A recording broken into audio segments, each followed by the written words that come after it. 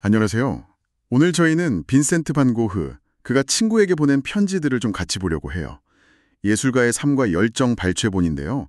이걸 통해서 그냥 뭐랄까 유명한 화가 말고 그 인간 반 고흐의 생각, 또 삶에 대한 태도 같은 걸 좀 깊이 들여다볼 수 있을 것 같습니다. 네, 맞아요.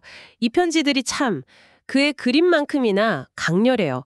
반 고흐가 뭘 중요하게 생각했고 또 그걸 어떻게 표현하려고 했는지 그의 속마음을 직접 보는 느낌이죠. 네네. 그림 감상과는 또 다른 아주 인간적인 면모를 만날 수 있어요. 가장 먼저 제 눈길을 끈 건 그 사랑하는 것을 사랑하라는 말이었어요.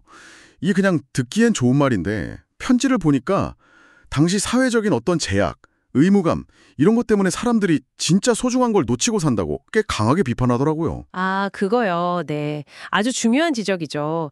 이게 그냥 감상적인 말이 아니에요. 그 당시 사회 분위기 속에서, 사람들이 해야만 한다고 믿는 것들에 얽매여서 정작 자신의 어떤 열정, 이런 걸 외면하는 세태를 꼬집는 거죠. 자기 자신한테 좀 솔직해지라는 외침이랄까요?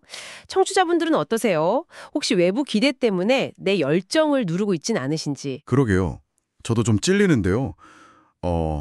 그런 자리 내면의 목소리를 들으려고 했는지 그에게 고독이 되게 중요했던 것 같아요. 혼자 있는 시간이 그냥 외로운 게 아니라 뭐랄까 자연의 아름다움에 집중하고 또 예술적인 영감을 얻는 그런 시간이었더라고요. 맞습니다. 고독 속에서 오히려 더 깊어진 거죠.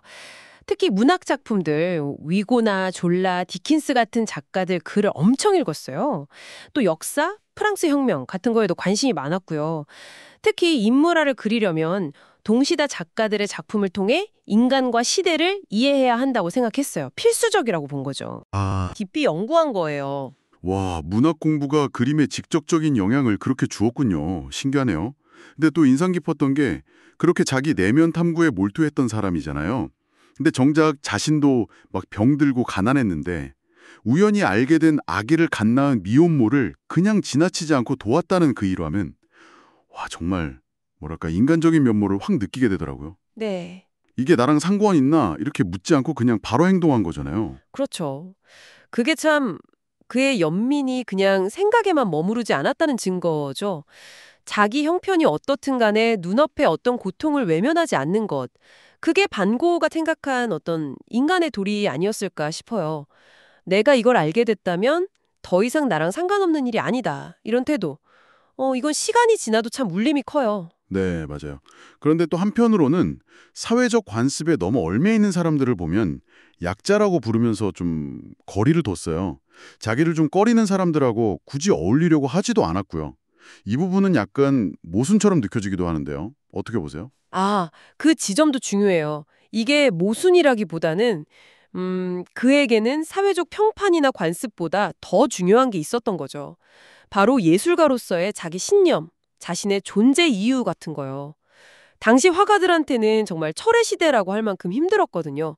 경제적으로도 그렇고 사회적으로 인정받기도 어렵고. 근데 그는 그런 외부 평가나 관습에 휘둘리기보다는 자기 예술을 지키는 길을 택한 거죠. 아, 어쩌면 그 연민과 이 거리 두기가 그가 지키고자 했던 가치의 다른 표현일 수도 있겠다 싶어요. 듣고 보니 그렇네요. 자기 길을 가기 위한 어떤 단호함이었을 수도 있겠군요. 그리고 우리가 흔히 반고흐하면 천재 이렇게만 생각하기 쉬운데 편지에는 그 치열한 노력이 정말 곳곳에 묻어나더라고요. 네, 바로 그겁니다. 그냥 열심히 그렸다 이 정도가 아니에요. 동료 화가들이랑 그림을 막 교환하면서 어떨 땐 정말 혹독할 정도로 서로 비평을 주고받았어요. 아, 정말요? 네. 우리는 그의 광기나 천재성만 너무 보려고 하는 경향이 있는데 사실 편지를 보면 그의 예술이 얼마나 치열한 탐구, 연습, 그리고 동료들과의 어떤 건강한 비판 속에서 발전했는지 알 수 있거든요. 타고난 재능에 안주한 게 절대 아니에요. 끊임없이 배우고 부딪히고 또 수정하고 이 과정 자체가 그의 예술을 만든 거죠. 네. 오늘 반고흐의 편지를 통해서 그의 그 뜨거운 열정, 또 깊은 고뇌를 함께 느낄 수 있었던 것 같습니다. 그림만 봐서는 다 알 수 없었던 그 한 인간의 생생한 목소리를 들은 기분이에요. 맞아요. 그는 끊임없이 자기 자신에게 존재 이유를 묻고 확인하면서 세상의 편견이나 어려움 속에서도 꿋꿋이 자기 길을 걸어갔죠.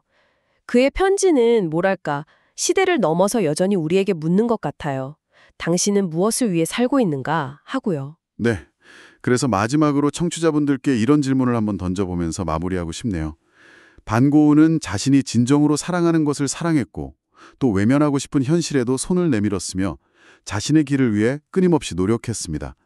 오늘 여러분의 삶에서 타협하지 않고 꼭 지켜내고 싶은 존재 이유는 무엇인가요? 한 번쯤 생각해보는 시간을 가져보시면 어떨까 싶습니다.